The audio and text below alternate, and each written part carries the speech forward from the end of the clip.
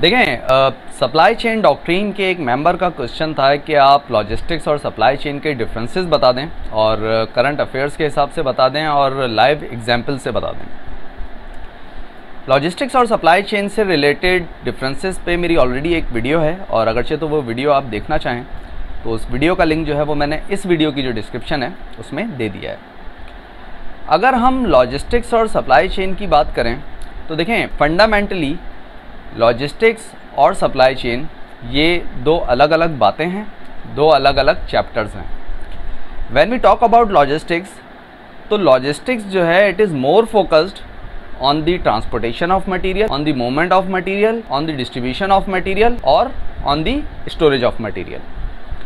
लेकिन इसके बरक्स जब हम सप्लाई चेन को देखते हैं तो सप्लाई चेन हमें एक गेम प्लानर के तौर पे जो है वो नज़र आता है, जो कि लॉजिस्टिक्स समेत जो बाकी के बिजनेस फंक्शंस हैं like product development, procurement, production plannings, distributions, market channels और साथ ही साथ आफ्टर सेल सर्विसेज भी, इन तमाम बिजनेस फंक्शंस को एक सप्लाई चेन जो है वो जोड़े रखता है ताकि जो ये चेन ऑफ सप्लाई है ये किसी भी तरीके से ब्रेक ना हो और चेन ऑफ सप्लाई जो है वो अनइंटरप्टेड वर्क करे। इसी तरह लॉजिस्टिक्स और सप्लाई चेन में कुछ चीज़ें कॉमन हैं और कुछ चीज़ें कॉमन नहीं। मिसाल के तौर पे लॉजिस्टिक्स में फ्लो ऑफ इंफॉर्मेशन होता है, फ्लो ऑफ मटेरियल होता है और फ्लो ऑफ फाइनेंस होता है, और यही तीनों फ्लो जो हैं वो सप्लाई चेन में भी जो है वो हमें देखने को मिलते हैं।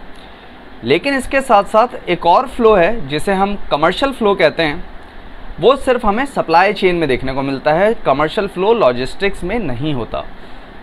कमर्शियल फ्लो से मुराद चेंज ऑफ ऑनरशिप फ्लो है। मिसाल के तौर पे अगरचे तो आपने कोई प्रोडक्शन परफॉर्म करनी है, आपने कोई मैन्युफैक्चरिंग परफॉर्म करनी है या आपने कोई प्रोसेसिंग परफॉर्म करनी है, तो उसके लिए आपको रॉ मटेरियल की जो है वो ज़रूरत पड़ेगी। अब जब तक वो रॉ मटेरियल किसी सप्लायर के पास है तो वो उसकी प्रॉपर्टी है, और जैसे ही वो रॉ मटेरियल आपके पास आएगा for the production, for the processing, for the manufacturing, अब उसकी ऑनरशिप चेंज हो चुकी है, अब आप उसके ऑनर हैं। तो that is basically commercial flow, कि कमर्शियल फ्लो में जो है वो ऑनरशिप चेंज हो जाती है, और ये चेंज ऑफ ऑनरशिप हमें लॉजिस्टिक्स में देखने को नहीं मिलती, ये सिर्फ सप्लाई चेन में होती है। और जहाँ लॉजिस्टिक्स में कमर्शियल फ्लो इन्वॉल्व हो जाए तो वहाँ फिर वो लॉजिस्टिक्स नहीं रहता, वो एक सप्लाई चेन कहलाती है। मींस लॉजिस्टिक्स और सप्लाई चेन में फ्लो ऑफ इंफॉर्मेशन भी है, फ्लो ऑफ मटेरियल भी है और फ्लो ऑफ फाइनेंस भी है। लेकिन जो फोर्थ फ्लो है कमर्शियल फ्लो, वो सिर्फ सप्लाई चेन में है, वो लॉजिस्टिक्स में नहीं है। इसके साथ साथ जब हम एक सप्लाई चेन को माइक्रोस्कोप में देखते हैं तो हमें ये पता चलता है कि ये जो सप्लाई चेन है ये बज़ाते खुद बहुत सारी चेन्स का मजमुआ है, according to the stage of the product, according to the stage of the information या according to the stage of the finance. मिसाल के तौर पे अगरचे तो कोई प्रोडक्ट जो है वो एक प्रोक्योरमेंट या सोर्सिंग के फेज़ में है तो वो प्रोक्योरमेंट चेन कहलाएगी।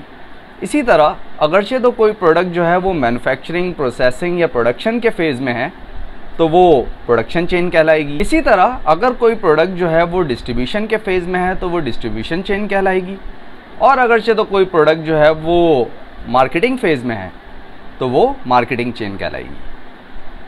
तो बेसिकली ये जो सप्लाई चेन है ये बहुत सारी चेन्स पे जो है वो मुश्तमिल होती है, और एक सप्लाई चेन का जो काम है वो इन तमाम चेन्स को जोड़े रखना है। अब ये जो तमाम चेन्स हैं इसे जोड़े रखने का जो मेन रोल है या जिसे हम कलीदी किरदार कहते हैं वो एक लॉजिस्टिक्स का होता है।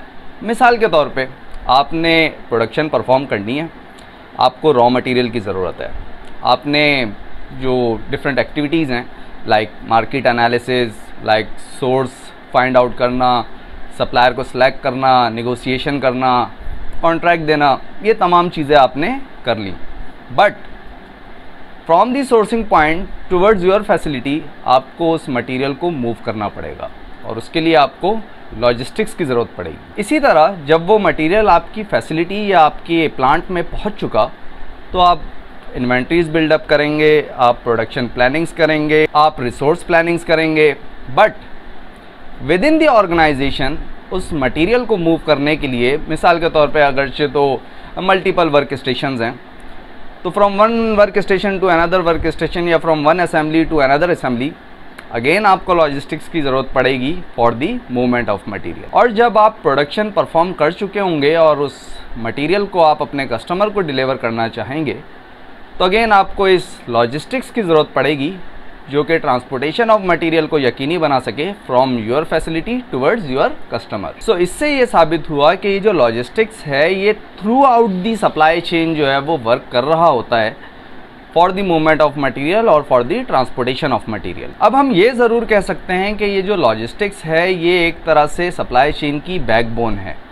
अगरचे तो लॉजिस्टिक्स नहीं होगा तो सप्लाई चेन जो है वो एफिशिएंटली और इफेक्टिवली वर्क नहीं कर सकेगी। इस टॉपिक को मैं कुछ इस तरीके से सम अप करूँगा कि लॉजिस्टिक्स जो है ये throughout the supply chain work कर रहा होता है और तमाम बिजनेस फंक्शंस की तरह लॉजिस्टिक्स भी जो है वो सप्लाई चेन का एक फंक्शन है, बट एक मोस्ट इम्पॉर्टेंट और एक सबसे ज़्यादा अहमियत का हामिल फंक्शन हम इसे कह सकते हैं। आई होप कि आज की वीडियो से भी आपने कुछ ना कुछ नया ज़रूर सीखा होगा। और अगेन इस टॉपिक से रिलेटेड अगरचे तो आपको कोई क्वेश्चन हो, then you are welcome in the comment section.